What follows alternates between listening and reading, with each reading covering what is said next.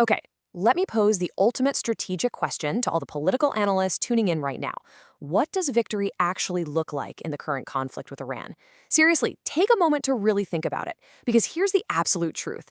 If you can answer that question clearly, you literally know more than the Pentagon, the White House, and Congress combined. Welcome to The Explainer. I'm thrilled to have you here today as we impartially deconstruct the strategic ambiguity of this conflict and the systemic, long-term risks it creates. As analysts, we rely on solid frameworks and defined endpoints to map out geopolitical scenarios. But what happens when the endpoint intentionally doesn't exist? Today, we're going to dig into the data, track the shifting rhetoric, and explain exactly why the absence of a defined victory condition is the defining feature of this entire situation.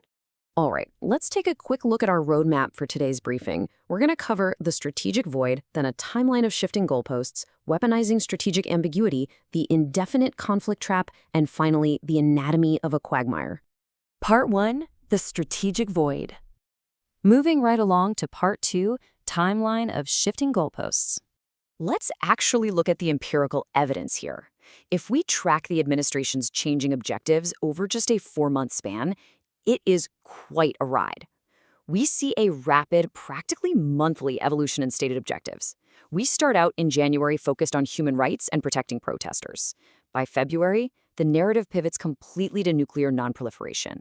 In March, it dramatically escalates to full regime change. In early April, it shatters into a fragmented list of tactical demands. And finally, by late April, it just settles into a completely undefined desire for a deal.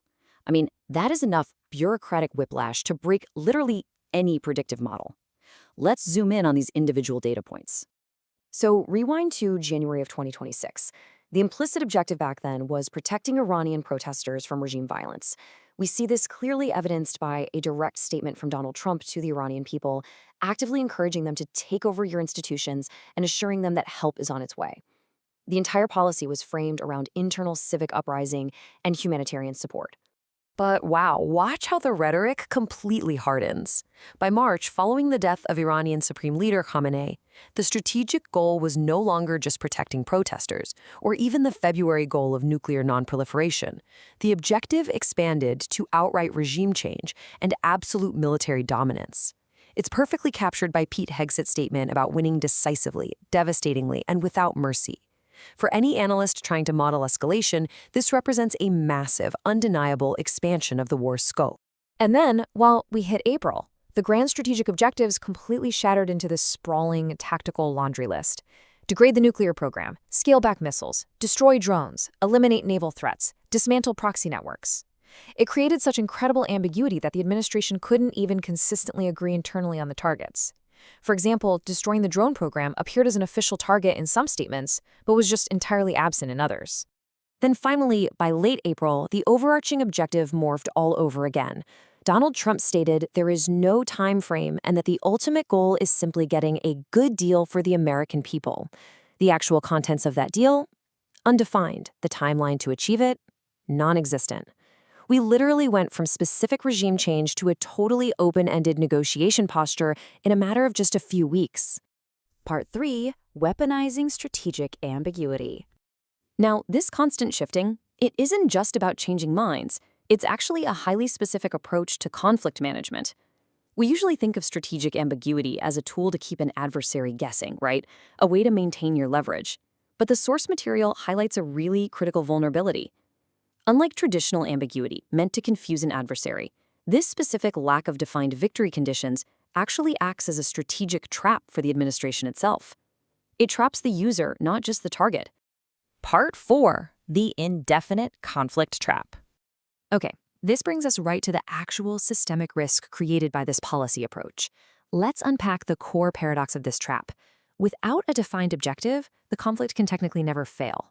Think about it. If Iran agrees to a deal, that's a victory. If the regime shows cracks, that's a victory. If nuclear facilities are merely damaged, well, that's progress.